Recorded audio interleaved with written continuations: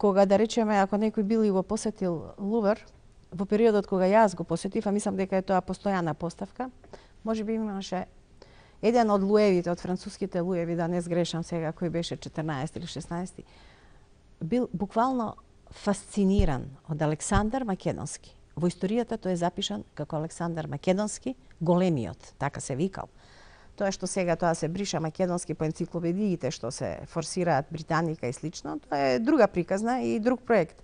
Меѓутоа, ако во Лувр имаше огромна поставка каде што тие 10 и повеќе огромни простории беа посветени само на животот и на делото на Александар Македонски. Така пишуваше таму. А се знае Лувр што е, мислам, и каков музеј. Според тоа, не знам како тоа Александар што собрал, што останало овде, не мислам, не ми е јасно. Очекуваме думите да реагират после такви изјави. Не ми е јасно што е тоа. Дека не реагират по такви изјави. И како можеме, значи во светот е познато што е Александар Македонски и кои се македонците. Па верувајте ми, во сите библиотечни архиви има огромна литература, огромни сознанија историски, тие чекаат и на нашите експерти. Затоа што и во тие странски земји има луѓе кои што професионално, историчари, археолози се бават и проучуваат. Меѓутоа и нашите експерти треба да појдат и да трагаат по оригиналните извори.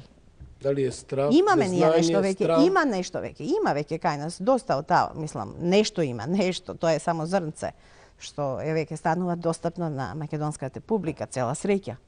Значи, било од ентузијазам на нашите треба да се помага таа наша мисла, треба Добро дојде на секоја информација, секој документ што ќе се донесе. Треба да се истражува, треба на луѓето да им се даваат средства, проекти за магистерски трудови, да речеме, да може да отиде, да истражува, да се посвети неколку месеци, да работи во архивите.